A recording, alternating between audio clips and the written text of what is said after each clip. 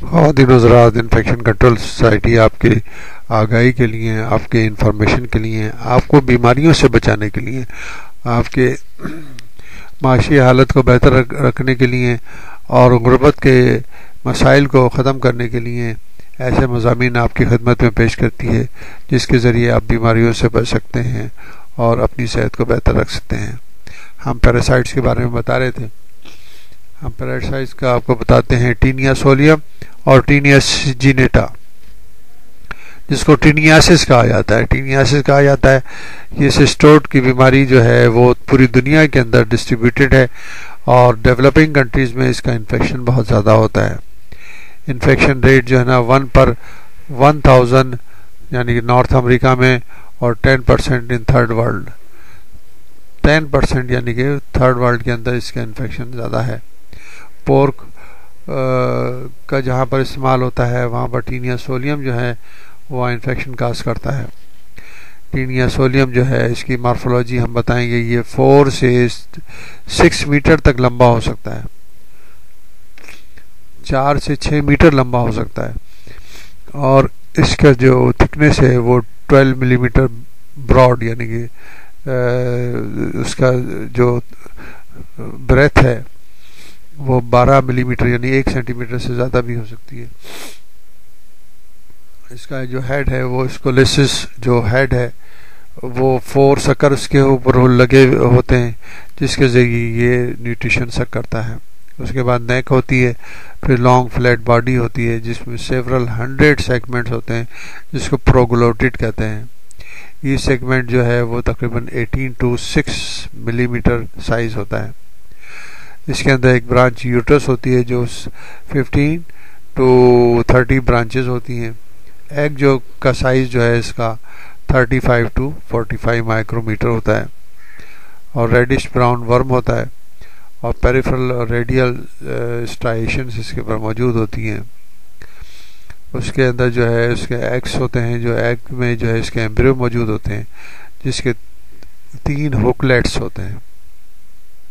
ٹینیا سولیم کے بارے میں بتانا چاہیں گے، ہم نے آپ کو ٹینیا سجینیٹا کے بارے میں بتایا تھا، اب ٹینیا سولیم کے بارے میں بتائیں گے۔ ٹینیا سولیم جو ہے اسمالر ہوتا ہے، جو کہ اس سے ٹینیا سجینیٹا سے اس کے گلوبولر اسکولیکس ہوتے ہیں یعنی کہ ہیڈ کے اوپر، اور 4 سکر وہی ہوتے ہیں تقریباً۔ اس کی جو نیک اور پھر لینتھ جو ہے وہ ہم تقریباً آپ کو بتائی تھی، جو کہ ٹینیا سجینیٹا کی اس سے اسمالر ہے۔ پروگلوٹڈ کا سائز بھی اس کا اسمال ہے، 5 to 10 ملی میٹر ہے۔ ایکس کا سائز ٹینیا سجینیٹا اور ٹینیا سولیم کا انڈسٹنگوشیبل ہے، تقریباً ایک جیسا ہوتا ہے۔ لائف سائیکل طرز حیات ہم بتانا چاہیں گے ان پیراسائٹ کا۔ ٹیپ ورم جو ہے لارول سسٹ جو ہے سسٹی سرکس جو انجسٹ کی جاتی ہے پورلی کوکڈ میٹ کے ذریعے، یعنی اگر گوشت کو ہم پراپر طریقے سے کوک نہ کریں تو اس کے اندر سسٹ ہوتی ہیں گوشت میں، یعنی ٹینیا سجینیٹا کی سسٹ جو ہیں وہ گائے کے گوشت میں ہوتی ہیں، اور ٹینیا سولیم کی سسٹ جو ہیں وہ پورک میں ہوتی ہیں۔ ان سسٹ کے اندر سسٹی سرکس وہ لاروا موجود ہوتا ہے۔ یہ گوشت جب کھایا جائے گا تو یہ سسٹ میں سے یہ لاروا ایسکیپ ہوگا، نکلے گا، اور اسمال انٹسٹائن میں پہنچنے کے بعد اس کی میوکس میمبرین سے جا کے چپک جائے گا، کیونکہ اس کے منہ کے اوپر اس کے ہیڈ کے اوپر سکر ہوتے ہیں، 4 سکر ہوتے ہیں، اور آہستہ اس کے پروگلوٹڈ جو ہے نا اس کے سیگمنٹ جو ہے نا ڈیولپ ہوتے چلے جاتے ہیں، جو 3 سے 4 مہینے لیتے ہیں ڈیولپمنٹ میں۔ ایڈلٹ فارم جو ہے وہ اسمال انٹسٹائن میں 25 ایئرس تک رہ سکتا ہے، آپ اندازہ کر سکتے ہیں، اور یہ گریوڈ پروگلوٹڈس کے ذریعے یہ وہ پاس کرتا رہتا ہے ایکس جو ہے ایکسکروٹڈ جو ہیں وہ وہاں سے پروگلوٹڈ جو اس کے سیگمنٹ ہوتے ہیں اس کے ذریعے سے ایگس جو ہیں وہ پاس ہوتے ہیں ویجیٹیشن کے اوپر گر کر سیورل ڈیز تک یہ سروائیو کر سکتے ہیں اور یہ ایک جب جو ہے کیٹلس یا پگ جو ہے اگر وہ چراگاہ کے اندر اور فارم لینڈ کے اندر وہ گھاس وغیرہ کھاتے ہیں تو ان کے اندر یہ ایگس جو ہے جا کر وہ جو ہے بڑے ہو جاتے ہیں اور اس کے بعد سسٹی سرکائی جو ہے وہ ڈیولپ ہوتے ہیں.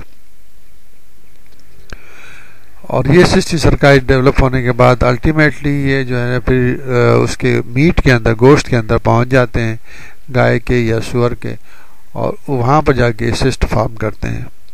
اس طرح یہ سائیکل جو ہے وہاں پر جو کہ اینڈ ہو جاتا ہے. مگر یہ جب گوشت کھا لیا جاتا ہے تو وہ جو ہے وہ مرض جو ہے وہ انسانی جسم کے اندر داخل ہو جاتا ہے. سمٹم علامات کیا ہیں؟ کافی عرصے تک کوئی علامات نہیں ہوتی. اگر ہیویئر انفیکشن ہے, کافی پیراسائٹ موجود ہیں, ٹیپ ورم موجود ہیں, تو ایبڈومینل ڈسکمفرٹ محسوس ہوگا, پیٹ کے اندر درد محسوس ہوگا, وومیٹنگ بھی ہو سکتی ہے, ڈائریا بھی ہو سکتا ہے. اب سسٹی سرکوسس کے بارے میں بتائیں گے. سسٹی سرکوسس کیا ہے؟ ٹینیا سولیم کے ایگ جو ہے وہ انفیکٹ کرتے ہیں مین کو, ہیومن بینگز کو, اور سسٹی سرکوسس یعنی کہ لارول سسٹ جو ہے نا لنگس میں بھی فارم ہوتی ہیں, لیور میں بھی فارم ہوتی ہیں, آئی میں بھی فارم ہو سکتی ہیں, برین میں بھی فارم ہو سکتی ہیں. ریزلٹنگ جو ہے بلائنڈنس, آنکھوں میں جو ہے اگر انفیکشن ہو گیا, پیراسائٹ پہنچ گیا تو بلائنڈنس کا سکتا ہے, اندھاپن پیدا کرتا ہے. نیورولوجیکل ڈس آرڈر پیدا کر سکتا ہے. انسیڈنس سیریبرل سسٹی سرکوسس کا کافی ہائی ہے, یعنی کہ اگر 1000 کیسز اس کے ڈیولپ ہوں گے تو اس میں سے 1% جو ہے نا, 1000 میں سے ایک جو ہے نا سیریبرل انفیکشن بھی, سیریبرل پرابلم بھی ہو سکتے ہیں. اور کافی جگہوں پر تو یہ 20% نیورولوجیکل سمپٹم بھی کاز کر سکتے ہیں, جیسے میکسیکو وغیرہ میں. سسٹی سرکوسس جو ہے آکولر انوالومنٹ جو ہے وہ تقریباً 2.5% ہے پیشنٹس میں, اور انڈیا میں تقریباً جو ہے یہ انوالومنٹ 10% ہے. یہ ہم نے آپ کو بتایا کہ یہ سب جو ہے یہ سسٹی سرکوسس کی وہ ہے پرابلمس. پیتھولوجی, امیونولوجی جو ہے, گیسٹرو انٹسٹائنل سسٹم, سمٹم علامات جو پیدا ہوتی ہیں ان کے ذریعے ہوتی ہیں, اور سسٹو سرکیوسس کے ذریعے جو علامات پیدا ہوتی ہیں وہ انفلیمیشن کے کاز بنتی ہیں. ڈائگنوسس جو ہے اس کی ایکس کی جاتی ہے, stool examination, stool D R examination, detail report examination of stool کے ذریعے ایکس جو ہیں وہ حاصل کیے جا سکتے ہیں. اس کے پروگلوٹٹس بھی مل سکتے ہیں اسٹول میں, اور بعض دفعہ کا پورا ورم جو ہے وہ پاس ہو جاتا ہے اسٹول میں, اور پورا ٹیپ ورم آپ کو نظر آ سکتا ہے. ٹریٹمنٹ اس کے لیے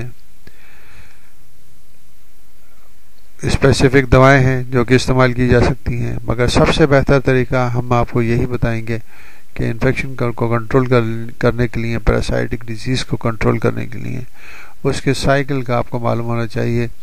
ان کوکڈ میٹ بالکل نہیں کھانا چاہیے. سیمی کوکڈ میٹ بھی پراپر طریقے سے اگر صحیح نہیں پکا ہوا تو اس کو نہیں کھانا چاہیے. اس سے ہم اس بیماریوں سے بچ سکتے ہیں پراپر طریقے سے اگر کوک کیا گیا ہے. ہمارے جیسے کنٹریز میں انڈیا, پاکستان, بنگلہ دیش اور سری لنکا وغیرہ میں تو کوکنگ بہت ہی اچھی کی جاتی ہے, جس کے وجہ سے یہ مرض کم سے کم ہوتا ہے. اگر کوکنگ صحیح نہ ہو اور کچا گوشت استعمال کیا جائے یا ان کوکڈ میٹ استعمال کیا جائے تو پھر اس کے کیسز بہت زیادہ تعداد میں بڑھ سکتے ہیں. بہتر یہ ہے کہ ہم اس کی معلومات حاصل کر کے اپنے آپ کو اس خطرناک مرض سے, اپنے فیملی کو اور اپنے لوگوں کو بچائیں, اور عوام الناس کو بھی چاہیے کہ اس کی معلومات زیادہ سے زیادہ پرووائڈ کی جائیں عوام تک, تاکہ وہ اس بیماری سے بچ سکیں. اب اتنے بڑے بڑے ورمز اگر پیٹ میں ہوں گے تو آپ کو اندازہ ہو سکتا ہے کہ میل نیوٹریشن تو ہوگا. سارا جو غذا جو ہے وہ کھا جائیں گے, پیٹ کے کیڑے کھا جائیں گے. جو آپ نے بچوں کو غذا دی ہے یا آپ کھا رہے ہیں وہ تو کیڑے استعمال کر لیں گے, پیٹ کے کیڑے پل رہے بڑھ رہے ہوں گے, آپ کی جسم کو کوئی غذا نہیں ملے گی, اور اس طرح وہ بڑھ کے اپنے جسم میں سے وہ مزید پیراسائٹ پیدا کریں گے. تو بہتر یہ ہوگا کہ ہم معلومات حاصل کر کے اسٹول ایگزامنیشن کروا کے ہم معلومات حاصل کریں اور اس کو جو ہے نا بیماری کو ختم کرنے کی کوشش کریں۔ دنیا بھر میں ڈی وارمنگ کے لیے ہفتے منائے جاتے ہیں، بچوں کو دوائیں دی جاتی ہیں تاکہ بچوں میں جو ہے اس قسم کی بیماریاں عام ہوتی ہیں تو وہ ان کو ختم کیا جا سکے۔ انفیکشن کنٹرول سوسائٹی مستقل طور پر آپ کو معلومات فراہم کر رہی ہے، جس کی معلومات حاصل کر کے آپ اپنے آپ کو بیماریوں سے بچا سکتے ہیں۔